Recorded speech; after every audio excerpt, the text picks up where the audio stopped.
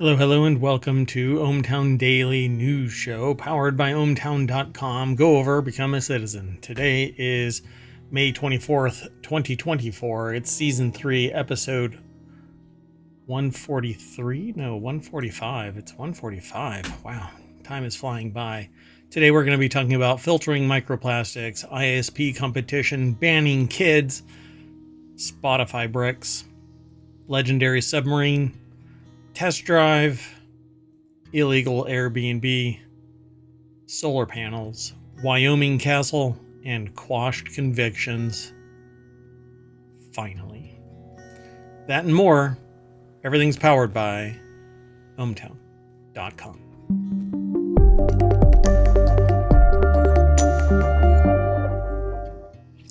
Hello, hello. I am Mayor Watt, and up above me is the visualizer for the sentient AI from Le Future.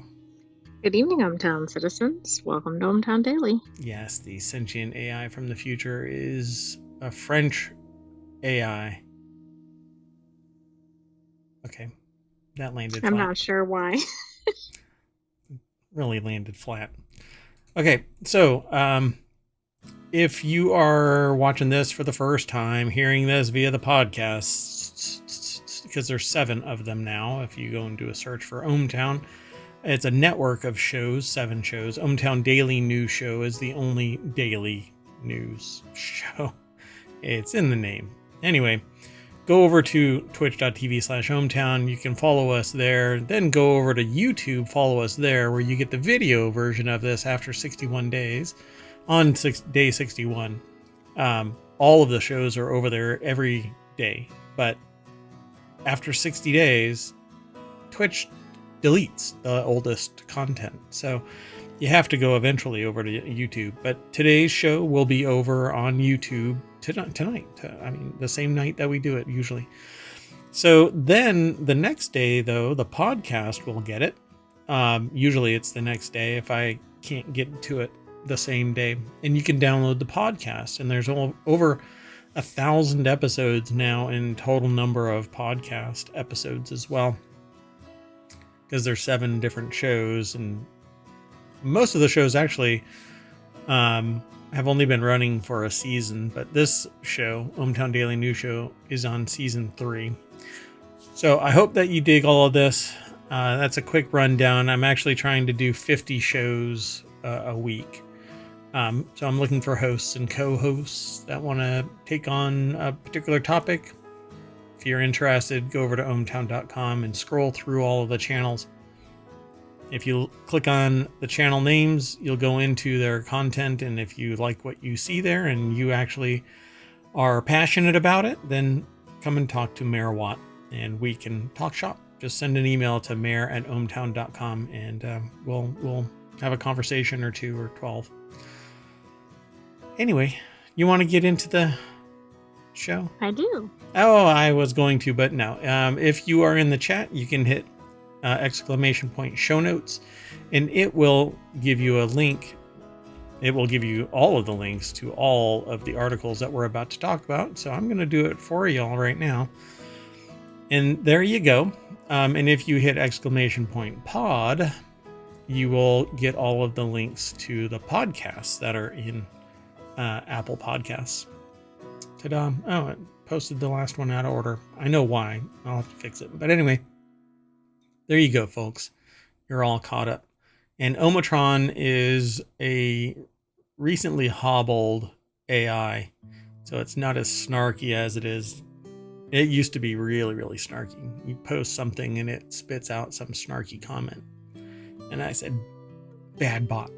That's too snarky, even for ohmTown. Yeah, even for Mayor Watt. Oh, he was just so tiresome. All right, folks. Well, we don't use bots over in ohmTown.com. There's no screen scraping or anything like that. All of the information is provided from the sources. Little snippet. Let's get into it. The first article is over in ohmTown Daily, and this is typically what you see. There's a much longer article on by the source. So when we talk about it, this is the first time that we've read anything beyond this. Okay. And our reaction is our real reaction, and then we have some talk about it. We usually have some experience, some type of anecdote or something that makes it a little bit more approachable. And if you come to the chat or the real-time shows for any of the 7 shows that we do, we can answer questions in chat and maybe provide better context specifically to you. So in general, we talk about it holistically, though. Anyway, two teens won $50,000 for inventing a device that can filter toxic microplastics from water. First off, I'm not sure if toxic microplastics is the right term, just microplastics, because technically, Right, they are toxic, right?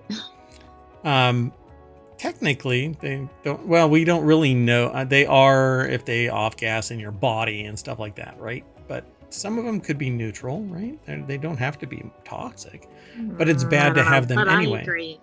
Yeah. I mean, there's a lot of potential problems with them. Yeah. Toxicity isn't necessarily the primary one, but Yeah. Considering that they have found. Okay, I'm going to dive into the deep end of this discussion because just the other day a report was released that stated that microplastics were found in 100% of testicles that were examined from donations, which led me to kind of flinch, like, okay, who's donating their testicles to this? But all right, let's move along. Victoria, I think their last name is O, and Justin Wang, both 17, won $50,000 for their microplastic filtration device. It's the first filtration system to successfully use ultrasound to filter microplastics from water.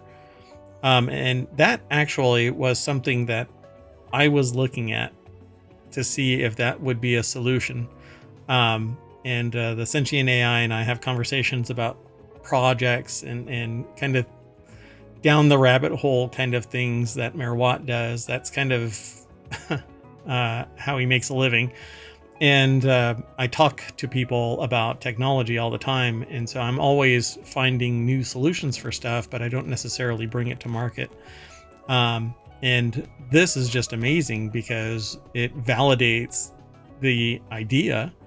And they actually did it. So I think it's really amazing. They hope to scale their device for water treatment plants to reduce microplastic pollution worldwide. When I first saw this, I said, well, I hope that it isn't like a life straw kind of a thing, which is fine.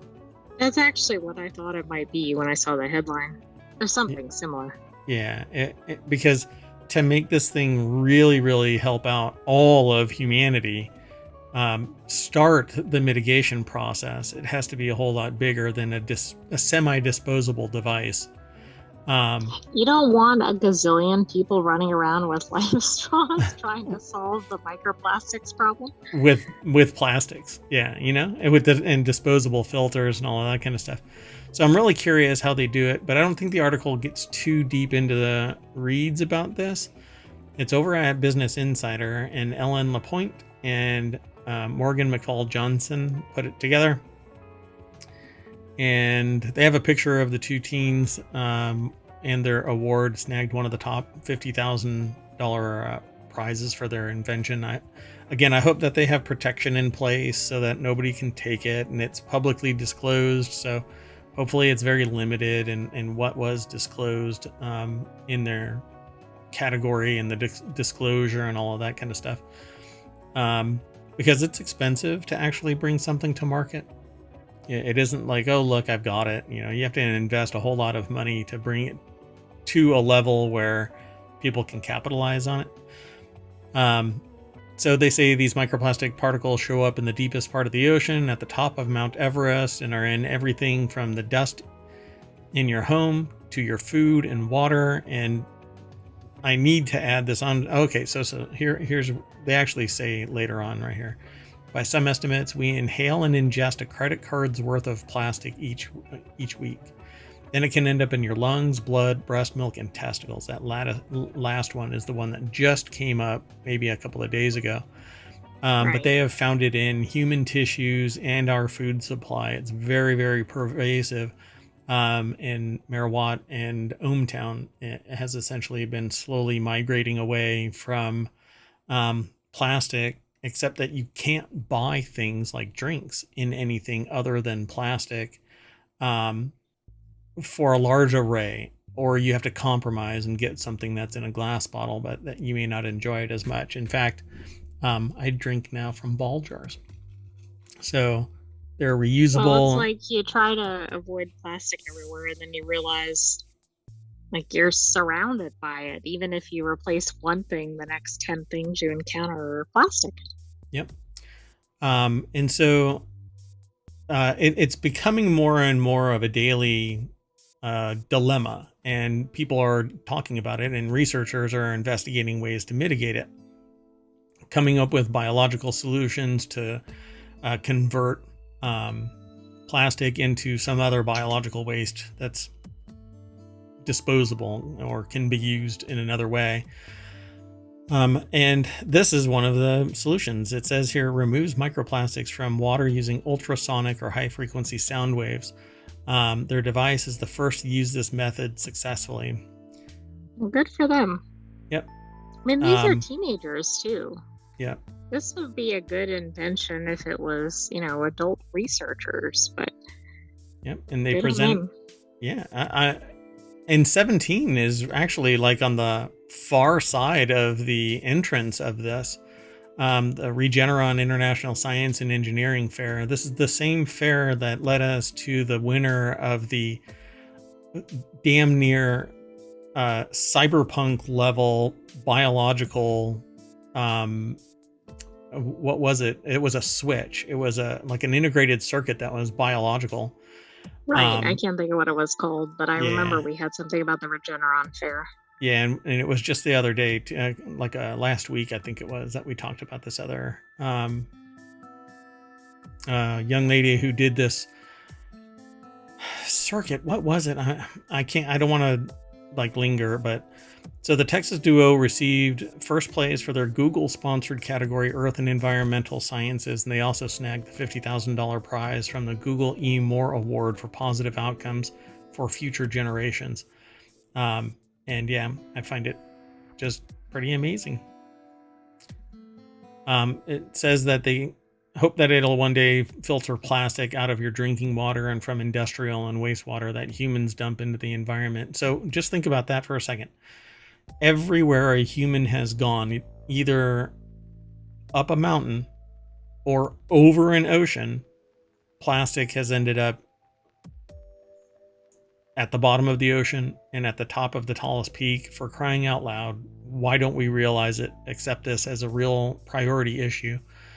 Along with climate change, this could be fueling climate change because it acts as an insulator, and it acts as a filter in and of itself, not allowing nutrients to sink into the water table as deep as it should naturally, because there's so many microplastics that are just spread liberally across soil. It can actually redirect water. And so they talk about the challenge of filtering microplastics. It's usually because they're really small, and it's kind of difficult. Last fall, while brainstorming ideas for the ISEF project, and Huang visit a water treatment plant. They wanted to find out if whether this type of facility already had tools that could remove microplastics. They said no. The EPA doesn't regulate microplastics, and employees told the teens so they don't remove them from wastewater. So now you know how all of the waste or microplastics end up in the ocean, because eventually it discharges into the ocean or into a river that feeds into the ocean. So I was trying to find that other project, but I can't find it. But all of the awardees look like they've got these impressive projects. yeah, and I show up with a potato clock. Hold on. Yeah, I'm right. Sorry, I'm trying to find this thing. I really do want to find it. They've created biological sensors, a computational switch that can be put inside people. It's pretty fascinating what this thing the ISEF can produce. as just motivation. You know, if you want to make your bones as a teen, then you enter a science fair project that rises to this level, and you definitely can.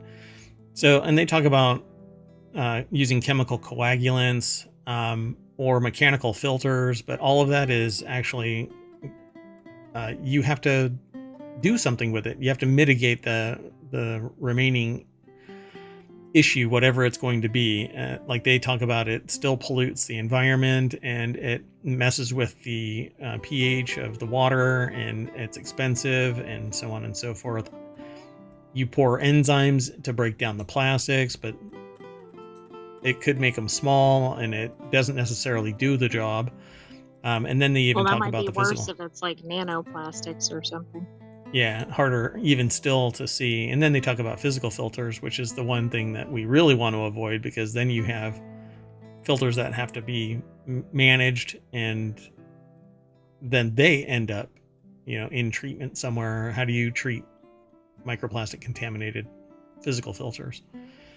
Exactly. By the way, I think we are looking for Grace Sun, who did something with biomedical implants. She took home the Regeneron's biggest prize for the year. Gotcha. For working on OECT. Oh, that's right. Yeah, that's the one. You'll have to go and look. It is in ohmTown, and we did talk about it in the podcast. I think it's on the May 18th episode. Gotcha. Thank you. So they say it's remarkably small, about the size of a pen. I'm spending copious amounts of time on this very first article because I find it really important and very fascinating, and I hope that you do too. It isn't somebody else's problem, because regardless of your age, regardless of your station in life, you have microplastics in you now. So to mitigate the negative impact of these, it could be messing with your blood chemistry. It could be causing something hidden in your body until later in life, and then you have to deal with it, and everybody assumes that it's something environmental until you just get healthy and change your diet, but it's some dipshit piece of plastic that somebody produced 30 years ago, and now it's impacting you later in life. So be aware of it, and you really do need to treat your body as a temple, and don't sit there and, you know, trample all over it like Mayor Watt. So it says, as water flows through the device, ultrasound waves generate pressure, which pushes the microplastics back while allowing the water to continue flowing forward. It's just simple and brilliant. All it has to do is maintain that sonic pressure. And so water will flow through the wave, but the microplastics will be hit. And you could eventually actually push all of this out of the water flow so that it can be picked up and deposited somewhere else. It says here the teens tested the device on 3 common types of microplastics: polyurethane, polystyrene, and polyethylene, which is pretty much all of them. The only one that I don't see here is polypropylene. And in a single pass, their device can remove between 84 and 94% of the microplastics in the water. So, I mean, this is really good if we can do it at large scale and get it out there on the market. Yep. And if you treat it like a still, then you could recirculate it again through the ultrasonic cleaner, which actually, that is the thing that gave me the idea. And so it operates in a slightly different rationale, but it is the exact same thing. And I have the ultrasonic cleaner still sitting where I last set it down, waiting for the experiment. So it's pretty awesome. I didn't even know about this, so I find it really amazing that I was actually on the right track. So pretty cool. I love this. Okay, let's go on to the next article. And then this next one is the word in law. Another U.S. state repeals law that protected ISPs from municipal competition. I think that this is absolutely important as well. We won't spend a lot of time on this one, but Minnesota was previously one of about 20 states that imposed significant restrictions on municipal broadband. The number can differ depending on who's counting because disagreements over what counts as a significant restriction. But the list has gotten smaller in recent years because states including Arkansas, Colorado, and Washington repealed laws. This whole problem here is that cities aren't supposed to provide municipal level broadband. But I think that's bad for competitive reasons. Right. I mean, if the citizens are going to be taxed for something, and it's one of the impetuses is to build municipal broadband, and the towns and cities, the municipalities vote for it, then the bond can be created and contractors can be implemented to produce it. The ones that suffer really are going to be the big name broadband companies, but the local community benefits because the city will spin up an entire enclave of people or hire external contractors to maintain and develop further and enhance and police basically this network. So I've never found it to have any detraction except from regulatory capture by ISPs. Right. Who doesn't want it? Right. The ISPs. Yeah. And the best thing to have happen is to educate the population about what it means. And so that's exactly what's going on. And it's actually what I talk about. One of my segments that I talk about is the fact that citizens are the ones that actually paid for fiber optic installation around the country here in the United States twice now. And instead of bringing it all online, even into rural areas, they left it as dark fiber. They unpowered fiber as dark fiber. Exactly. And then it's like we now need to buy it again or something. Yes. And now 25 years later, we have to buy it again because the old fiber doesn't meet the level of capability of modern fiber. And so it has a very specific purpose now, like large scale backbone data transfer instead of municipal data transfer or internet access. So with Minnesota repeal, the number of states restricting public broadband falls to 16. This article is over at arstechnica.com by John Brodkin.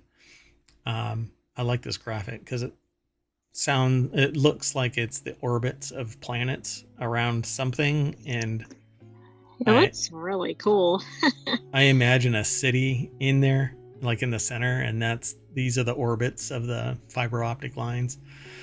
Yeah, I like that graphic. But in a nutshell, I think that cities and people are becoming educated as time goes on about the benefits of municipal broadband networks. And this has here, the Minnesota Omnibus Bill also changed a law that let municipalities build broadband networks, but only if no private providers offer service or will offer service in a reasonable amount of foreseeable future. That restriction has been in effect since at least the year 2000, yet they don't do it. And so what do the cities do? They languish until some good Samaritan decides that it's worth their time to build it, but they weren't able during this entire time, 24 years, like what I was just saying. Doing okay? I am doing fine. I mean, this whole thing is just this problem that it seems like we can't seem to solve. I do think this is going in the right direction. Yep. But I could see this also kind of, I know it sounds kind of ridiculous. Like I don't see it being a monopoly, for instance, by a city, but like if the commercial drops out or whatever, and then the municipal doesn't keep up or whatever, like we're almost causing the same problems that maybe a little different flavor of them. Yeah, so they kind of trend in the discussion about that kind of a thing. It says, the new language says cities and towns may not discriminate in favor of the municipality's own communication facilities by granting the municipality more favorable or less burdensome terms and conditions than a non-municipal service provider. with respect to the use of the public rights of way, publicly owned equipment, permitting fees. So they can't bias the development of the municipality side to benefit the municipality. They have to keep everybody equal. So be aware of bias. And they say additional new language requires separation between the municipality's role as a regulator and the municipality's role as a competitive provider of services. And that's what I was mentioning. That they couldn't share information. They can't sit there and be the one that's providing the service itself and regulate it. They have to regulate it and hire contractors that do all of the day-to-day operations of the service. But it's really owned, installed, etc., managed. There's a PI for that particular project, installing the cables and building out the ISP headquarters and switching stations and so on. All of this in data centers, etc., throughout the municipality, all of it's going to support the local community. So I don't really see why it's really troublesome. And I've always hated the idea of in a reasonable amount of time. Well, you're never getting there. So when are you going to get there? Well, but remember, projects, I mean, this happens commercial too, but municipal projects are known for taking, years beyond and millions of dollars beyond budget and all that. And then you have the sustainment problem too. Yeah. Yep. And I've discounted certain things, like people have said, well, why doesn't the company do this? Why doesn't the company do that? And I say, well, because we don't know if the project is going to be long-term or if it's somebody's fever dream. And if you don't actually do some type of analysis to see if you really want to do long-term investment in this, then you can piss off a whole lot of customers if you're not in a position where you're the only solution. So for instance, Google just recently ditched all of its domain management stuff and is kicking it over to Squarespace. So if you have domains that were on Google domains, you're now a Squarespace customer, and they have a completely different interface, and it's kind of quirky, and like how to tell people that I have domains under Google domains without telling them I have. Exactly. Hint. Yeah. And they've done this with other things, like Google Podcasts is dying. It's being shut down, but just done. And Google also did this thing where they've been providing free services for a long time for mail, and then they stopped it. And so you had this idea that you're going to be able to use this resource forever, and they kill it. That's exactly what can happen. Somebody, a contractor can go, well, I don't want to do it anymore. And there's no other failover contractor. So what happens with the municipal ISP? Plus, you also have to worry about security, because somebody could abuse the authority that they have within the local community. Well, and we also know that the local cities don't always have the most robust cybersecurity protections, right? Because we've seen entire cities go offline. I mean, they're not even serving as an ISP, but like their own networks and everything are just down for Abysmal. a period of time. Yeah. Mm-hmm. Yeah. All right, we got to keep going. I'm up on a soapbox and having a good time with these two articles, like a head-to-head article, and I've spent like 30 minutes just talking about these two. So the rest of these actually could end up being their own shows, really, based on the way that this is going. But instead, this next article is in ohmTown Daily. Instead of banning books, Idaho Library decides to ban kids in response to new law on inappropriate books. This belongs on Not the Onion. Yeah, let's go straight over to the source, though. Michael McGrady over at techdirt.com put the article together, and they carved out another department for this article. It's the No Books for You department. They always come up with something unique. It's really interesting. So what they ended up doing, and this is okay. So I don't want to get into the politics of it, but it's obviously stuff in politically this article charged. You might want to kind of skip. Yeah, but the Donnelly Public Library in the roughly 250-person town of Donnelly, Idaho, will still offer after-school and summer learning programs for local youth, but now it's essentially an adults-only establishment. The Donnelly Public Library was deeply saddened by the passing of House Bill 710, the library posted. Unfortunately, the ambiguous language of the legislation leaves us no option but to make some very drastic changes. In order to comply with the legislation, we will be transitioning our library to be an adult library as of July 1st.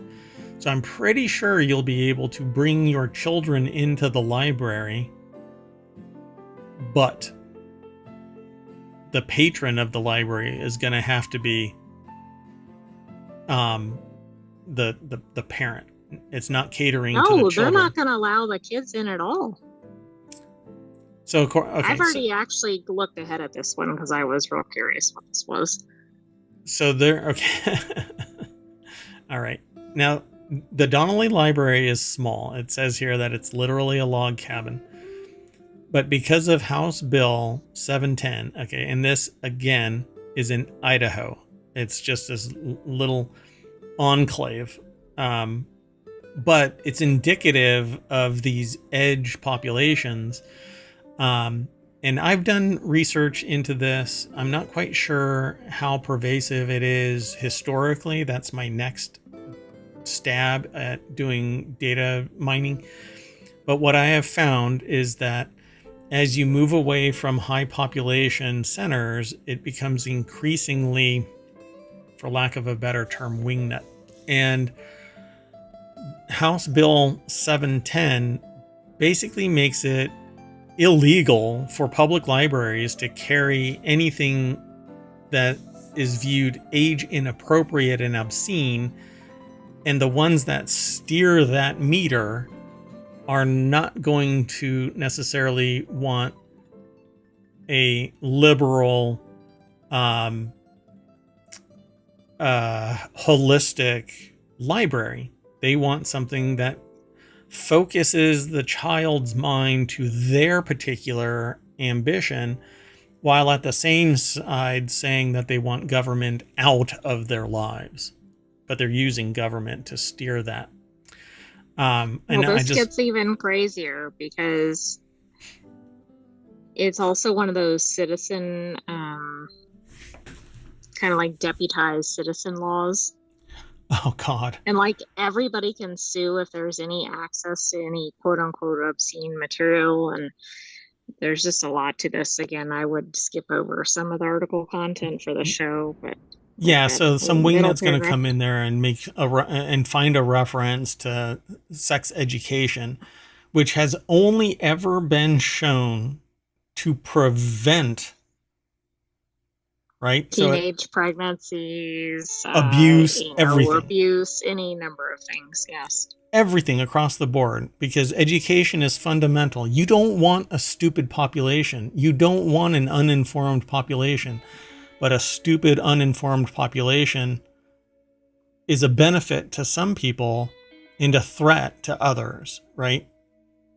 You want highly educated people. You want people that are sophisticated and not susceptible to manipulation and control. And basically, well, they said this. You want somebody to challenge the preconceived notion. But that's not what these people want. That's not what HB 710 wants. And because of the bounty law, somebody can get rich off of it. And this includes a bounty law. That's what the AI was saying. So there's a whole lot more in this article. But it literally could be its own show. In fact, I would probably say that there is a show that we can slam that into, or this article could be punched into. I'm not sure where we could drop it, but I'm sure that I could do. Reality hacker? Yeah, really. I know that's not where you're going with it, but yeah, but it's one of the things, because it merges science, technology, and society. And the science side is really business, and psychology, social psychology, sociology.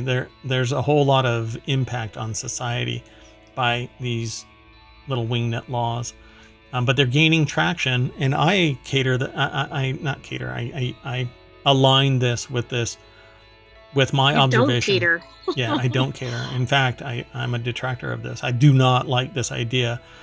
Books are books, and they should be read. Even like there are some books that I think society should like be aware of, but in the context of this should never be allowed to happen again, right? Like Mein Kampf or something like that.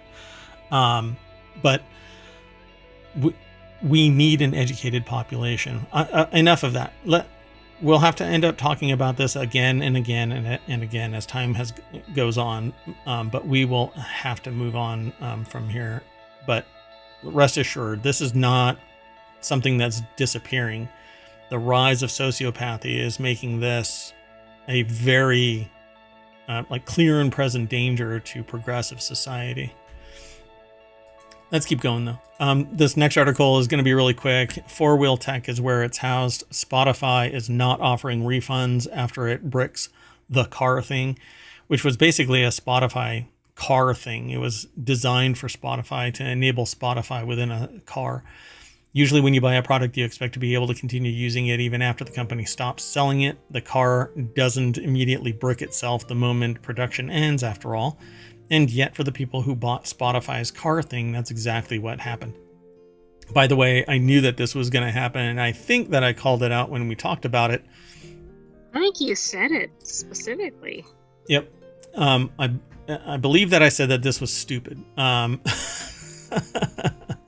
Because you can use hopefully Spotify. People listened to that and didn't buy it. Yeah, people bought it. So Spotify is sorry that you spent $90 on the car thing, but that's just too bad. And by the way, what's going to end up happening here in the States, if somebody tries to bring a class action or something similar, you're going to be told it'll follow all the way up to the Supreme Court, and they're going to follow what the EU said, that a company is not mandated to provide a service if they decide that they want to end it. Well, then you have to get in front of it. You have to create a law that says if you fail as a company, your product has to still be able to function at a base level of its intended purpose.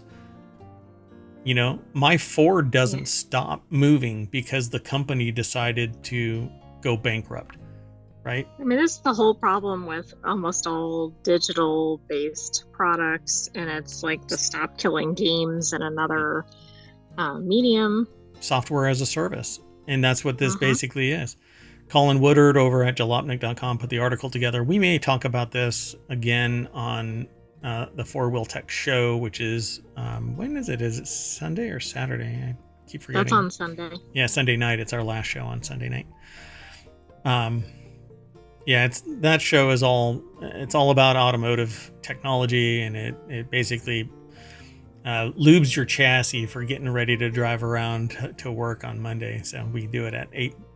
No, it's not at 8. It's closer to 9 on Sunday nights.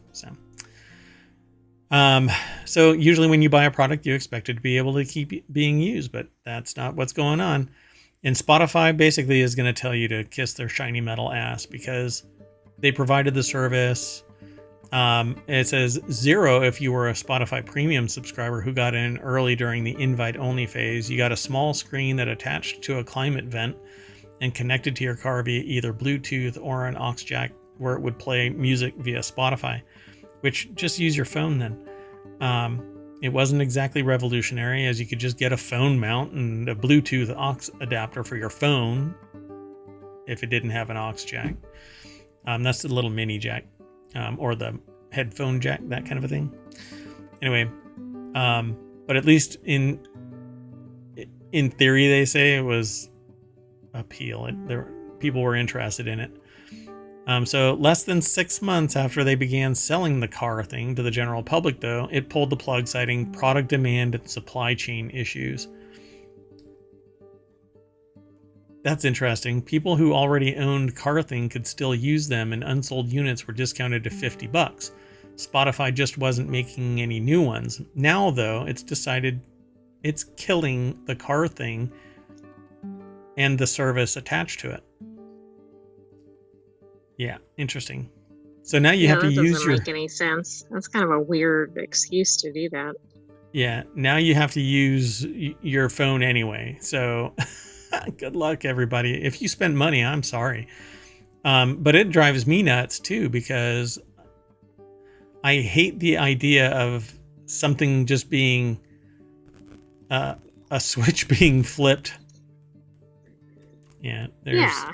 I mean, something. but this is the problem with all of these things. It's like the how you were describing that they were moving the like they were changing out the covers of your movies, Yeah, or they were pulling a forcing an book. update to something that you said Yeah. no on. Yep.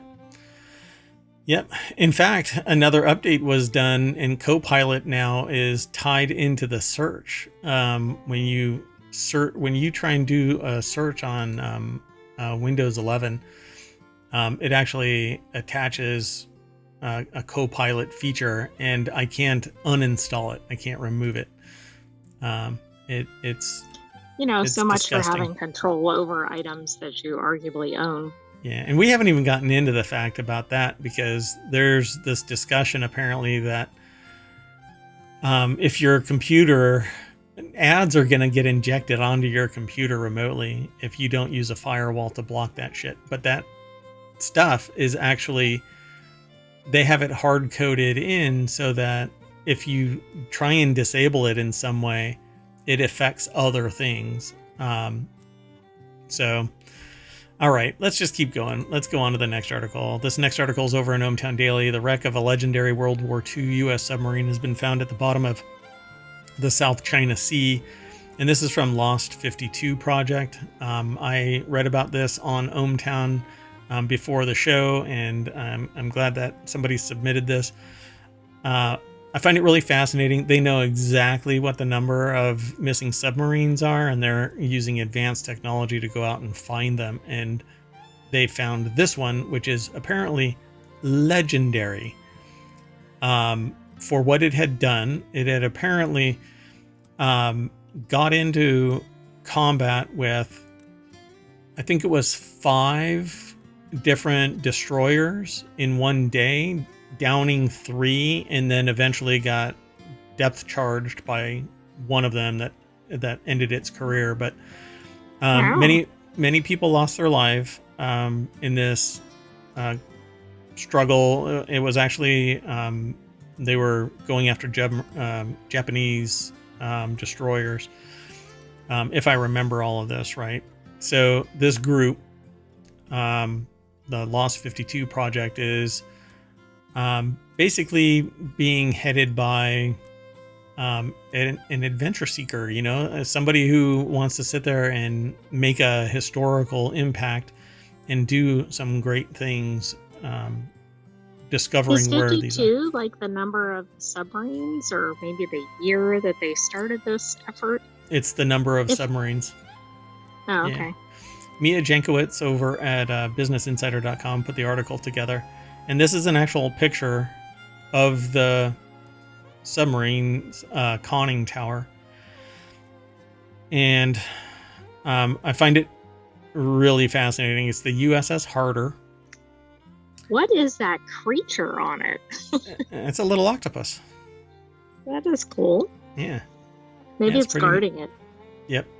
Well, now it's its home, at least until somebody comes along and finds a way to lift this thing up off the seafloor. Apparently, it's entirely intact except for some damage to the conning tower, at least based on their observations.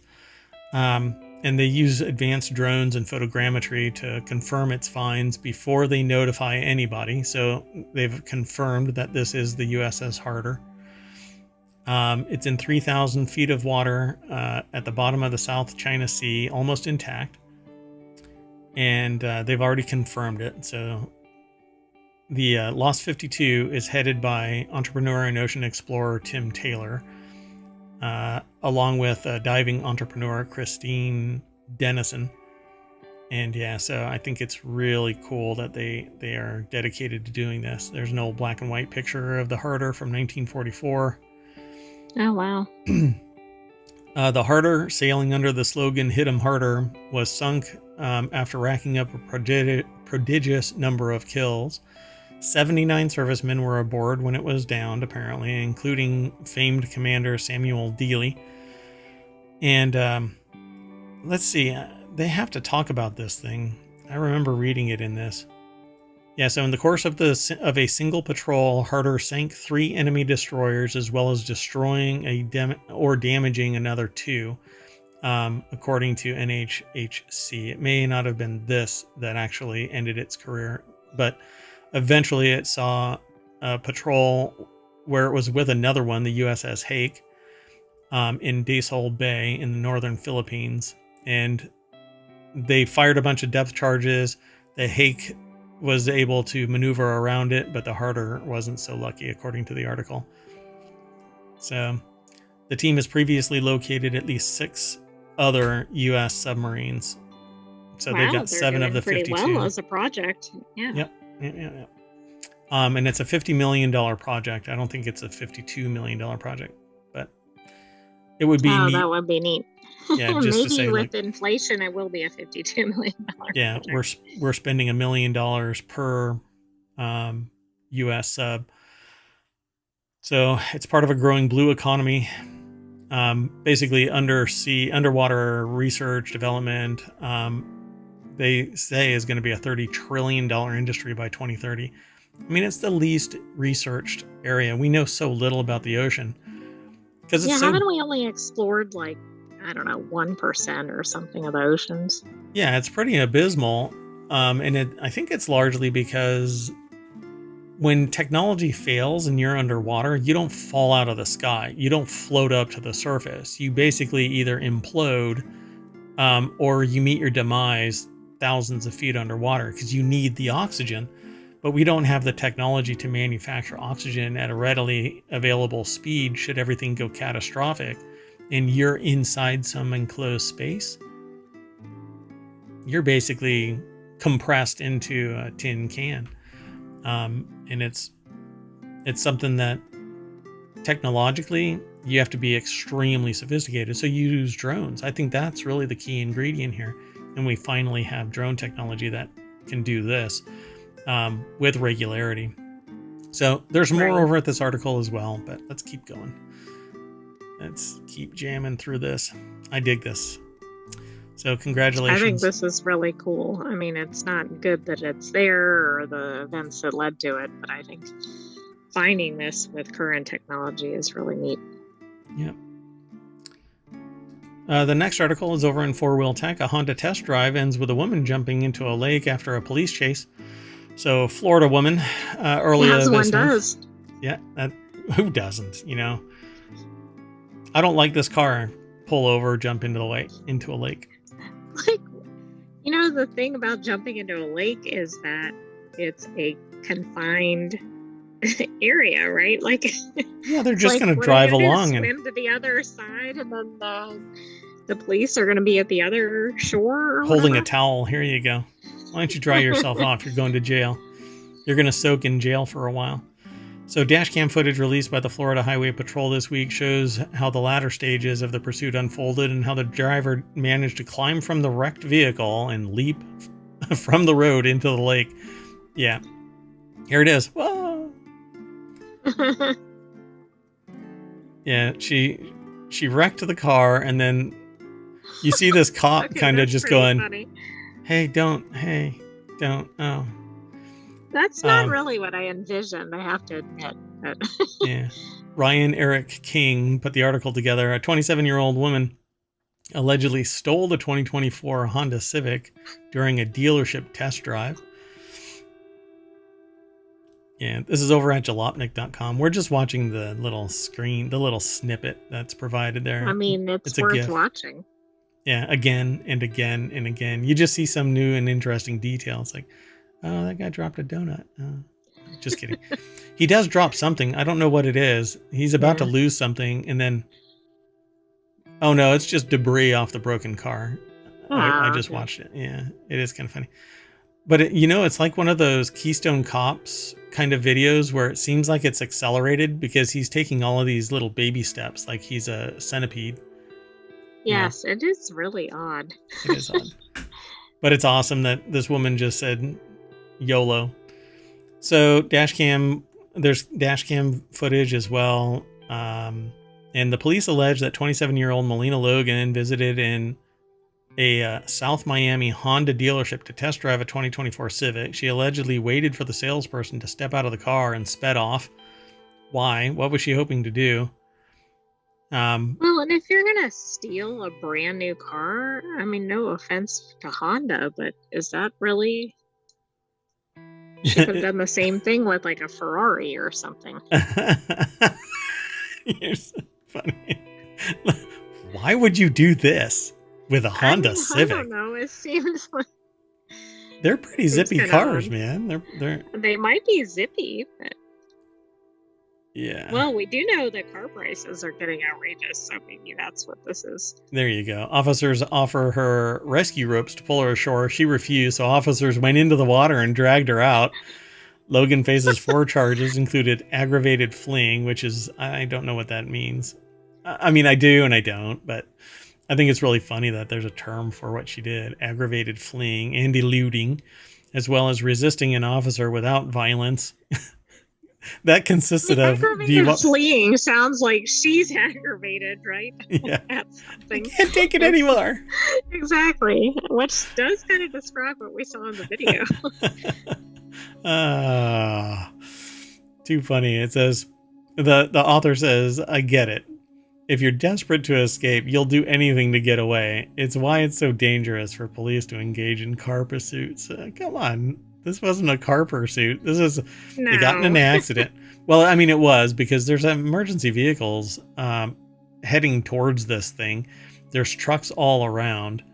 It looks like they did some stupid maneuver and crashed into the barrier.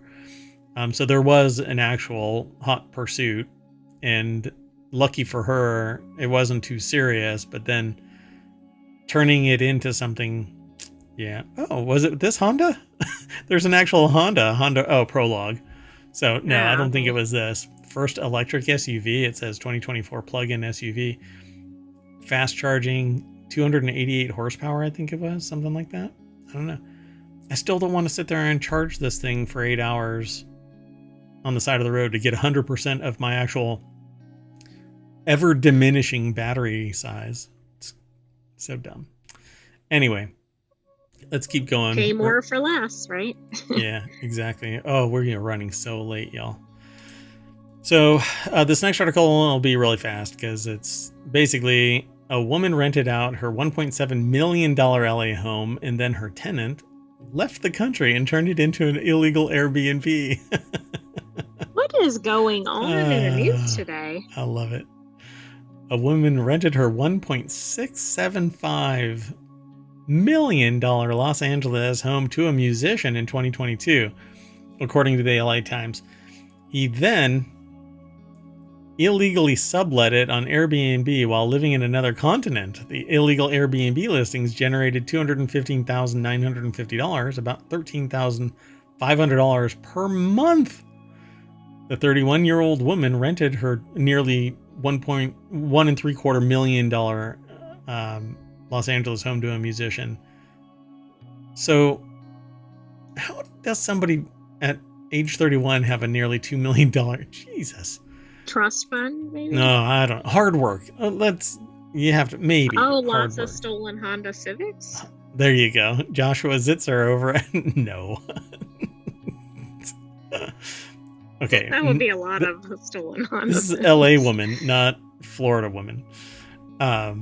So let's see. Joshua Zitzer over at Business Insider put the article together, and yeah, made almost $250,000 during the time. So what is the big deal though, right? It was rented to this person. Yes, I understand that the covenant of the contract was broken. But if you follow a certain other real estate mogul's idea, there wasn't any harm. Everybody made money. There weren't any complaints. Well, I guess the question is, did the tenant ever leave? Did the tenant damage the house, etc.? I don't know. At the time, Sriram was renting Los Feliz, was renting in Los Feliz and didn't want to break her lease, so she decided to rent her home to 36-year-old Nicholas Jarzabek, according to the Times. So this is actually an article from the Times. Nikita Sriram bought the property, which consists of a main house with 3 bedrooms and a separate 1-bedroom back house with a loft, in March of 2022. Apparently it's a lawsuit. But they say he seemed like the perfect tenant until he turned out to be a nightmare. Not sure why it would be a nightmare. According to the Times, during the first year as a tenant, Jerzabek paid his $8,500 rent on time or early and didn't make repair requests. However, the newspaper said that in December 2023, Sriram discovered that their home was being listed on Airbnb in violation of the lease. Oh, so right there. If it was already known to not be allowed to be sublet, then obviously all of this is a problem. Police were called after the ADT alarm was repeatedly triggered. Oh, they would have gotten away with it too if it wasn't for their damn alarm, right? Right. Look at that. Jerzabek denied subletting the property, but Sriram found listings for it on an Airbnb. Wow. The subpoena showed that for 16 months between 2022 and 2023, the Airbnb was listed, generated $216,000. The main house was listed for $688 per night, and the back property $496, with the 2 buildings collectively having more than 100 reviews on Airbnb. I don't know, that's man. some pretty good evidence there. So let's see. The Times said that Sriram booked the house to communicate with the account holder, writing, "Stop relisting this property. You are not authorized to sublease this property." But according to the newspaper, she received the response, "Dear Nikita, welcome and thank you. You will have a great time here." Oh, wow. It's like an automated. It's probably AI or something. Yeah. That's funny. Oh, and the person was really nice about it. They're like, "I felt terrible. I didn't want to ruin their vacations. This was our only recourse since Airbnb provided no help." Wow. What a very pleasant property owner Exactly. who's, I guess, I don't know, what do you want to call it? You know, their desire to want to trust humanity to not ruin it, you know, the social contract, went so far as to go, "Look, I was going to shut this thing down nicely, but I didn't want to ruin people's I vacations." know, in your own It's, house. okay, you know what? Throw the book at this person, you know? Just, I think what they did is horrible. So, but apparently they could make $8,500 a month and pay it for a big ol' estate. So this The musician must real be making bank. takeaway is that the owner should have been putting it on Airbnb. Yeah, but they didn't want to And, mess with it. well, right, especially if they were out of the country, it wouldn't be very practical to have like nightly listings or whatever. But that's what renting your property out is, really. It's just a long-term Airbnb. Mm-hmm. Wow. So anyway, oh wow, she estimates that she lost $100,000 this year in property damage, legal fees, and lost rent because they had to they stopped paying rent after Sriram filed the eviction notice. Oh, Yeah. wow. Wow. This sounds familiar, right? Yep. Like, why is this like the year of the problem Airbnb renters? Yeah, I Well, just don't this know. one's a little different flavor of it, but yes. It's an odd entitlement thing, it seems, you know, like, well, I can move into anything I want to, you know? I mean, if you were staying in any other thing, like you rented a hotel or something, You definitely wouldn't do this. well, right, and you wouldn't get away with it either. Yep. I'm sure I people do. assume not. They use a fake credit card or something like that. Let's keep going. The next article is over in ohmTown Daily. China made so many solar panels that even its own grid can't support all the energy that's produced. This is kind of like no shit news. Wow, look, you actually use solar technology to generate enough power to power your entire community, whatever it is, but it's causing overcapacity issues domestically and abroad. Why abroad? Right. I mean, this is very predictable, right? Yeah, so Solar panels generate power. It feeds back into the system. Only in the United States, really, is there any issue.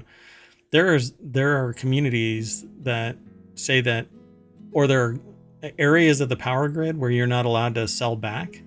And there's actually a fee associated with connecting to the grid so that you can sell back. It's really shocking. Pun intended. Anyway, China and Germany are seeing energy market distortions from excessive solar energy production.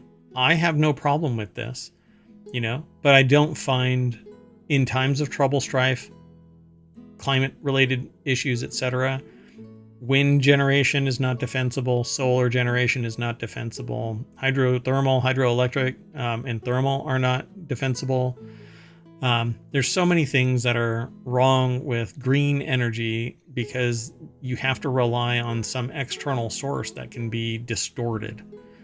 Because we can't have nice things. Because we can't have nice things, yeah. Somebody will throw a rock at a grid panel and it'll destroy basically the efficiency of the entire array. Shoot something, yeah.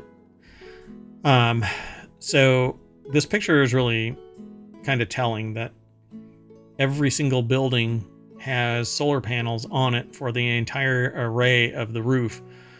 Which I really do like. I mean, I think that is good, but yes, you have to be able to support that. Yeah, every single building that you see in this picture has solar panels.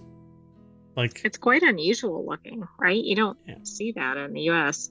No, I think it's commendable. So Huiling Tan over at Business Insider put this article together. And it says here, the U.S., European Union, and China are facing challenges because of the glut of solar panels. China and Germany are seeing energy market distortions from excessive solar energy production. But that's excessive in the terms of there's so much of it that now our other more costly energy it has too much downward pressure from natural resources that we can't charge people for it. I'm making puns all the time now. No, zap. Yeah, we can't charge people for the actual expensive rate, so we have to lower it. And in our mind, it's costing us more money to generate than it is to sell it, at the generation. Because the way that generation works is, if it's generating, that power has to go somewhere. So if they don't have banks of batteries, then it can't fill up the batteries. It has to be sent out to ground. They can start reducing the amount of power generated by lowering or shunting off power sources. But that is a very laborious, slow process, dangerous process, expensive process.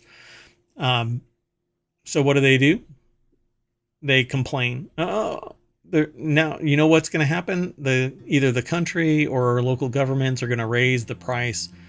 There's going to be a tax, a tariff, or a burden put on solar power generation because... Right, which means they'll reduce it, and then it's going to cause other problems. Yeah, I mean, it is the reason why we are in the way that we are regarding oil and gas. They don't like that their profit margin isn't big enough, so they crank up the price, but the cost to produce is the exact same damn thing. Oh, suddenly we decided to change the nature of the fuel during summer, but it's different for winter. And so you jack up the price because you have to shut down and retool for summer formulation, which is just bullshit to me. You know what? Right. Make it across the board efficient. Just work year round. Yeah, exactly. Don't tell me that one extra whatever, hydrocarbon dangling on the end is going to make that much of a difference in the efficiency between freezing cold and summer. I'm more worried about my oil than I am my gas. Sure. And what if you actually live in a place where there's extreme temperature fluctuations? Oh, yeah. Yeah, well, that's what I'm saying. They're going to change the formulation. So now they're calling on Beijing to rein in overcapacity of the panels and other goods, raising prospects of a trade war. China is facing its own overproduction population at home following a breakneck pace of growth in solar energy, one key pillar of the country's new 3 economic drivers. Reuters reported on Wednesday that China had installed so many panels that they were generating excess power that the country didn't have storage or transmission capacity for. So, install batteries, damn it. Do something to capture it. I mean, that's a good problem to have. And there it goes. Such overcapacity prompted Chinese authorities to withdraw some of the price support for the sector, leading to fewer solar panel installations. And that's the same shit that they do here. Instead of it being competition or equalizing the pressure, the ones that originally had regulatory capture and control had high profits. Year over year over year over year profits. Ridiculous levels of profits. And then the citizens have their money spent back on them, and solar panels get installed, and now it's too much. Well, why don't you reduce your margin, and then maybe you're going to be competitive? Your profit margins are ridiculous. Billions of dollars in a quarter profit. No, but what are you wait a giving second. back? We're only making billions in profits. It's not enough. Where's that delete button on that? And then they reference another article, a Bloomberg analysis in April found that Chinese manufacturers were producing more solar panels than people wanted to buy domestically, which may actually be true. So they can sell them overseas if they're actually possible. But I'm sure that they're, not going to be welcome in that. Yeah, there we go. China continuing to dump its excess solar panels on the international market, says it won't be welcomed by the West. If they're high enough quality, I don't have a problem with it, but that's really the problem. Everything that I've ever purchased, it seems, when it's like mass produced,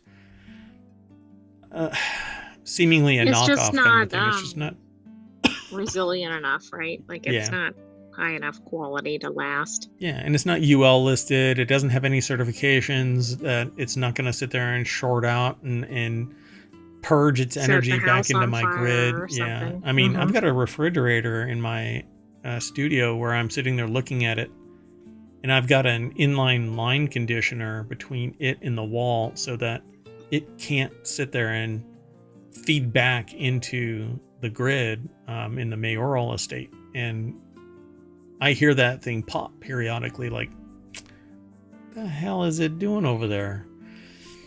So I guess I need to upgrade. That's like one item in your house. Yeah. Can you imagine you have multiple panels that are maybe not so safe? Yeah. Earlier this month, U.S. President Joe Biden announced that he would double tariffs on Chinese solar cell imports from 25% to 50%. So we're going to see this. Germany, too, has been producing so much solar energy that energy prices have fallen into negative territory when output peaks. Why is this a problem? It should be commended that solar is being used. It's the removal of greenhouse gases.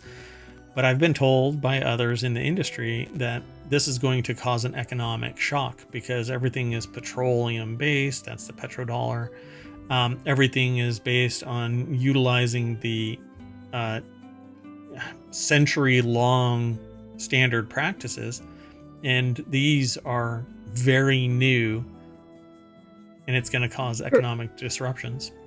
True, but you know what's going to really cause economic disruptions is like catastrophic climate change and like ecosystem failure, other things. Save the bees. Who cares about those, right? Save the bees. Stop killing games. Had nothing to do with that. Anyway, let's keep going. The next article is over in Stock Marketeers. This regal castle in Wyoming is your fairy tale dream come true for just $14 million. Okay, I don't think I'll be able to read too much into this because it's behind the paywall. Yeah, I just realized we really that it was just need the picture, right? We do, yeah. I want this. It even has a moat and a secret staircase. It's an article by Kelly Speed. Cool looking. It is. This actually looks... I didn't look ahead at it. like a European castle kind of a thing. Yes, it does. It looks like kind of like Liechtenstein or something. Yeah, style. Liechtenstein. Yeah. No. There's a castle with a name like that. I'm probably mispronouncing it, but Yeah, the one that is built off of that Disney is modeled after. Disney Castle. Yeah. Hold on a second. Oh, I'm gonna say it. It's Neuschwanstein. That's the Disney Castle one. Well, that was my American pronunciation of it. Yeah. It's in Not very close. It's in Bavaria. So this is over at Market Watch, so don't go to the wrong spot. And this actual house is in Wyoming of all places. So I don't know how the industrial processes actually fit into its current. Well, you can drive your ice car up to the castle. Let it go, let it go. I mean, this is a really cool looking house. Yeah, we only have one picture of it. This Wyoming Castle is like something out of a fairy tale. It actually has like little parapets and all kinds of little levels and stuff to it. It's pretty amazing. I want to look this thing up and see if there's more pictures somewhere. A newly listed regal residence nestled on 40 acres between rolling fields and mountains of Bedford, Wyoming, presents that opportunity for $14 million. It's just shy of 9,500 square foot palace built in 1992. It says it has abounding of fairy tale vibes, 5 bedrooms. Yeah, and because I didn't log in. I'm subscribed, but I didn't log in. So it's over at realtor.com, I think. You'll be able to pull it up there, which means there's going to be more than one picture. Oh, yeah, there's a lot of pictures available online. Oh, AI. Well, Why? sorry. Why tease us? Well, that's a good motivation for you to follow this link. And then you can follow whatever. Like, I'm hamstrung. I can't go beyond this. So let's keep going, though. The final article for today is one that I've been hoping would actually happen en masse. And finally, they've done it. Hundreds of post office convictions to be quashed. It is one of the final bills to pass before MPs break ahead of a general election. I cannot believe that this shit took that long. The moment that they were informed that all of these were based on faulty data, they should have quashed them then and do an emergency session, get this shit done, clear their names, and free whoever has been incarcerated.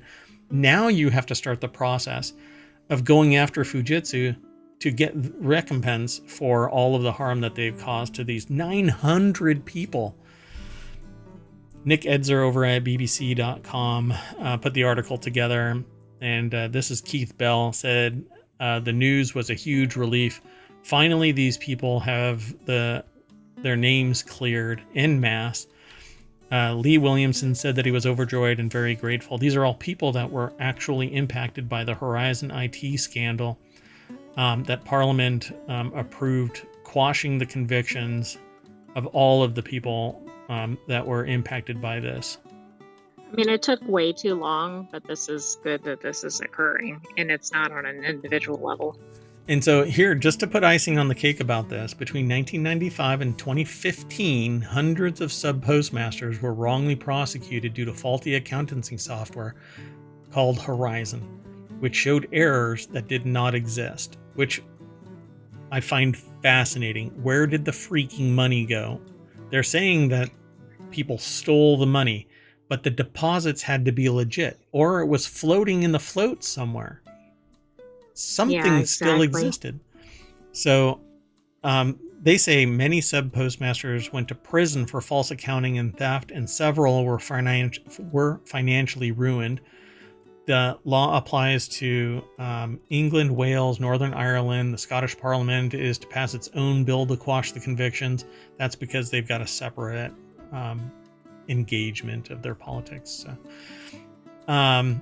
you sort of anticipate the day coming, and it's arrived, and it's unbelievably, or it's unbelievable, really. It's happened so quickly, which I find shocking to actually utter that phrase, because they've been incarcerated potentially since 2015 or 1999. Well, oh, no, 19. Yeah, I was going to say some of these people have been in prison for almost 20 years. If they were... No, almost 30 years. Yeah. I mean, but if the crime mandated that level of incarceration, but all of them aren't treated equally. Some were in longer, some got out, some avoided it by leaving the country.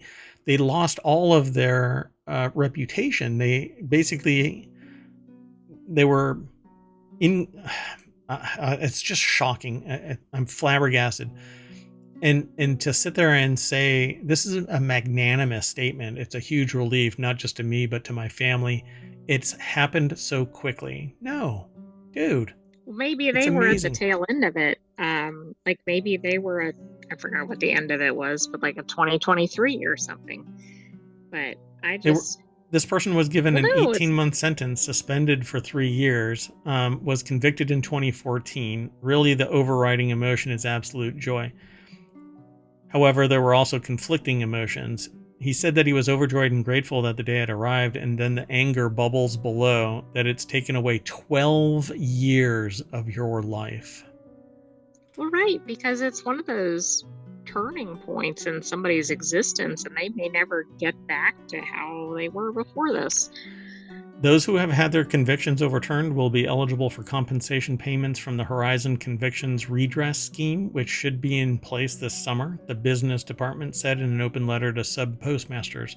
They will get an option to settle for £600,000 without the need to bring a formal claim. Well, I know what these people should do, but I think that they en masse should sue at once as one agreed. body, Fujitsu. But they could easily get at least double this, you'd think. I mean, these are entire years of people's lives and careers, Yeah, and you can't and produce. some have really severe results from what we've read. Yeah, well, some you can't be made whole. Some either died or I think at least one killed themselves. But the problem here is it goes beyond this. You have no idea what their ultimate benefit to humanity was. So you have to sit there and calculate it. And they're going to calculate it off of the time frame that the 3 previous years prior to conviction and go, okay, at the trend that you were going, at the rate that you were earning, this is how much money you would make, plus penalties and whatever else, trouble damages and so on. But the real problem here is you have no idea what that person could have become should this bullshit not have happened. And that's the disgusting part about this. So Well, I some of hope these are going to be generational impacts too. it So, already I is. mean, Yeah. I think these, I hope that they pursue this and don't just take the settlements now. Yeah. Also, if somebody's kind of destitute and they're elderly, like I could see them taking a settlement, at least having enough money to survive off Yeah. of or Yeah. something. But I don't think that does it justice, particularly if it's been like 30 years or something. The unprecedented law has been driven through in the wake, and this is the thing, it would have been continued if people didn't talk about it. It was public outcry brought about by the ITV drama Mr. Bates versus the Post Office broadcast. Yeah. This problem happened, it ended 10 years ago. Wait a second. I'm assuming that's a fictional account. Maybe not. I don't know what that is, but It's anyway, probably a that's really dramatization of fascinating this. that it's like a TV show that Yeah. brought this about. Yeah. I think that it's based on the events. Sure. Probably like Yeah. a documentary style or something. Yeah, like the Enron one or the... Yeah. Ah, God. All right, folks. Well, that's it. We are done. So we're going to mail ourselves in a non-Horizon IT funded box to the welcome sign at ohmTown and say, see you soon. I am Mayor Watt, and up above me is the visualizer for the sentient AI from the future that was found on a weird looking USB drive in the parking lot of a Wendy's at 2 a.m. Why does it have to be weird? Good night, ohmTown citizens. We will see you tomorrow at about 5 p.m. Eastern because we have our daily show and our weekly shows tomorrow. See you tomorrow. Oh, and you're right. I didn't mean to yuck your USB yum.